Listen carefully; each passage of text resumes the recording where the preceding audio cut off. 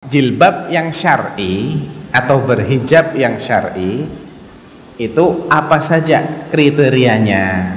Ini perlu kita pahami ya.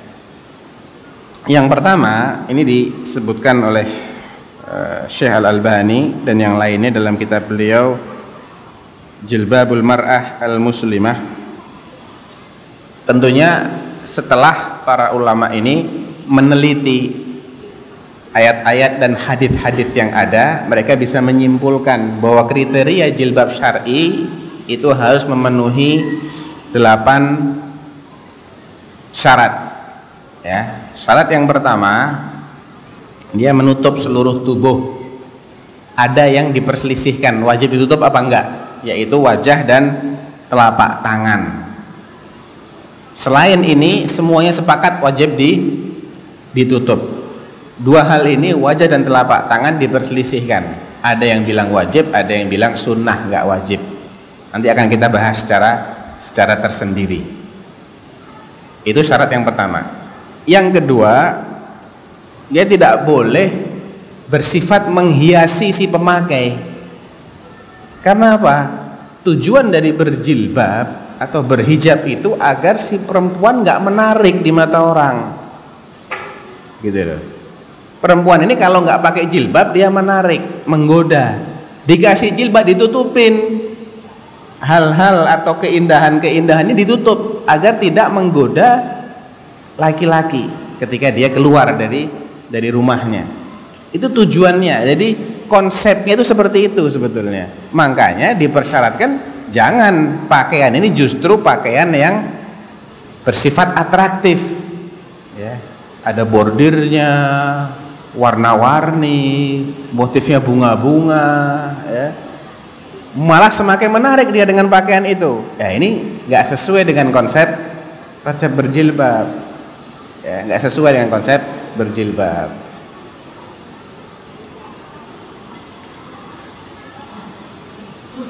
Yang ketiga, berbahan tebal dan nggak tipis supaya tidak terlihat warna kulitnya dari balik kain tersebut.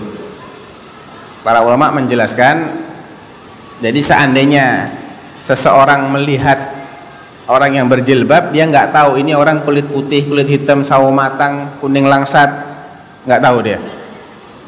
Dan tidak terlihatnya warna kulit itu bukan ketika dia disorot oleh sinar, bukan, tapi dalam pencahayaan yang wajar.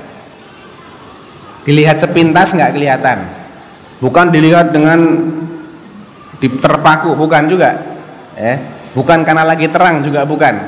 Jadi pencahayaannya normal, dilihat sepintas nggak kelihatan, berarti sudah cukup, ketebalannya sudah memenuhi syarat. Kalau masih kelihatan karena tipis ya, atau anyamannya itu renggang-renggang, berarti nggak boleh dijadikan sebagai pakaian jilbab ya, nggak boleh dijadikan sebagai busana atau bahan jilbab atau bahan hijab ya. Dia belum memenuhi syarat. Yang keempat, ini penting ini, dan ini yang sering dilanggar, longgar. Harus longgar, nggak boleh ketat. Jangan baju adiknya dipakai ya, kekecilan, malah kelihatan semua ya. Ya, itu berjilbab yang salah kaprah itu kalau begitu itu ya, itu salah kaprah. Jadi harus longgar, nggak boleh sampai melihatkan lekuk-lekuk tubuhnya.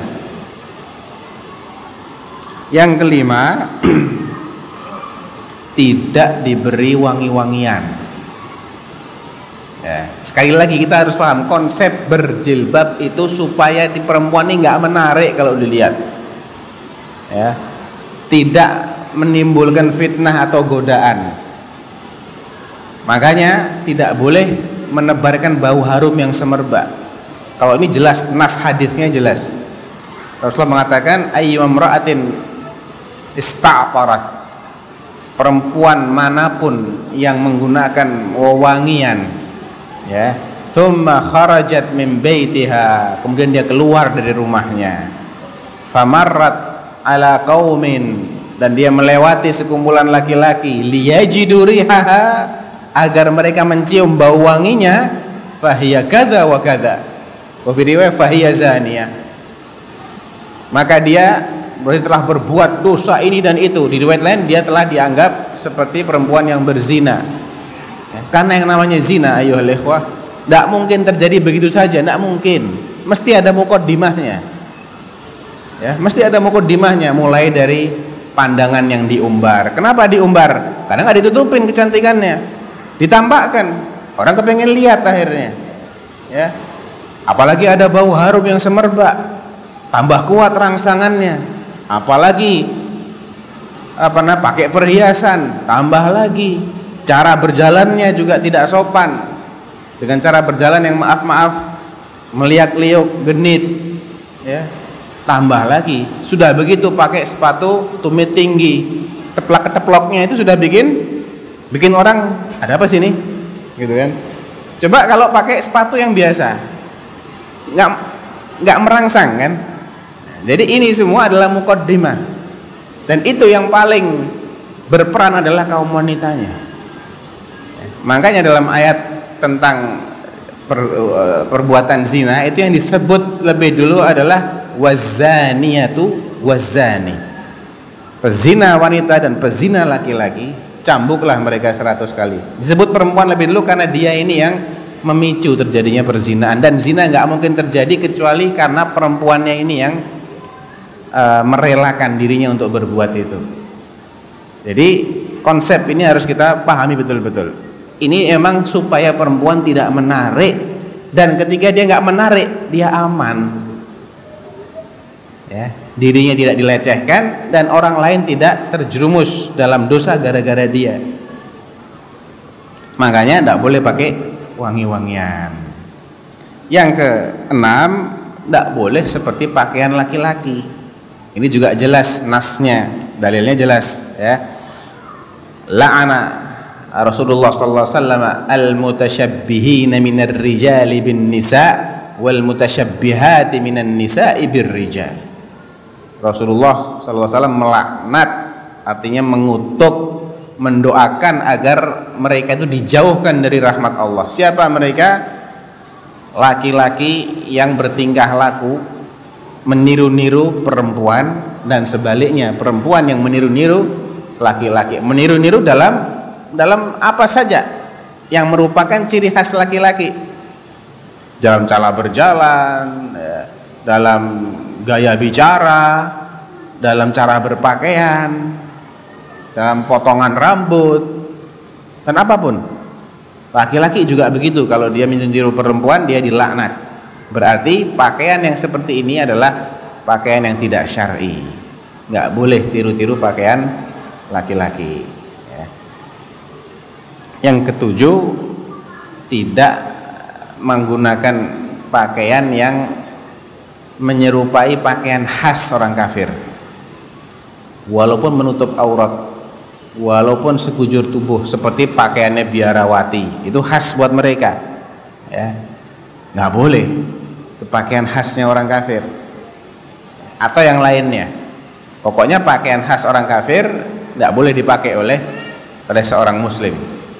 Pakaian khas itu yang kalau dilihat sepintas orang bisa menebak, oh ini orang Nasrani, oh ini orang Yahudi umpamanya, oh ini orang anu. Tidak boleh itu dipakai oleh seorang muslim atau muslimah, ya. Karena tasyabbuh itu dilarang. Man tasyabbaha biqaumin fahuwa minhum. Siapa yang meniru-niru suatu kaum, maka dia seperti kaum itu. Yang kedelapan, yang terakhir adalah tidak merupakan pakaian syuhrah. Pakaian syuhrah di sini adalah pakaian yang ketika dipakai itu nyeleneh, ya, lain daripada yang lain, tidak wajar dipakai baik oleh kalangan muslimat itu sendiri, sehingga ketika dia memakai pakaian itu dia jadi pusat perhatian. Loh, lihat nih pakaiannya aneh banget nih, ya. Ada salah seorang artis yang terkenal suka nyentrik, artisnya ini, ya, ketika dia umroh di Madinah dia menggunakan jilbab ya, bentuknya segitiga. Jadi kalau duduk dari jauh dilihat seperti ada tenda kecil. Iya. Nah ini syuhrah ini. Nggak boleh ini kayak gini.